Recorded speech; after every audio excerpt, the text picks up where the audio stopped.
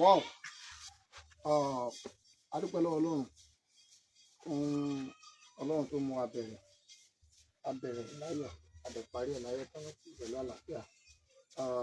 Mo lérò pé tí ẹ bá rí ní ìsìn bó ṣe wà yìí, ẹ ti rí pé ìyàtọ̀ ó ti bá ọkọ̀ yìí dáadáa. Àti ìkọ́pù gbogbo àwọn nǹkan, because àwọn bíi pointer bíi everything àwọn inú kan máa wà lórí gbogbo ẹ̀yìn ẹ̀yẹn. Àti ìkọ́pù gbogbo àwọn nǹkan wọ̀nyẹn, mirror, side mirror ìbá la ṣe ń pè é, ló máa jẹ́ kí ẹyin ojú ọjà náà.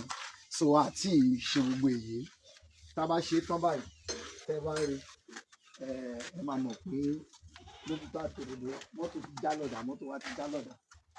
So a dúpẹ́ lọ́wọ́ Ọlọ́run fún oore ọ̀fẹ́ tí Ọlọ́run fún wa, fún ọgbọ́n àtinúdá, ìmọ̀ àti òye ìtọ́lọ́run fi fún wa láti ṣiṣẹ́. Tẹ́ bá ti rí, ẹ ti rí pé ó ti yàtọ̀ sí èyí tó wà tẹ́lẹ̀. Ọpẹ́ ni f'Ọlọ́run.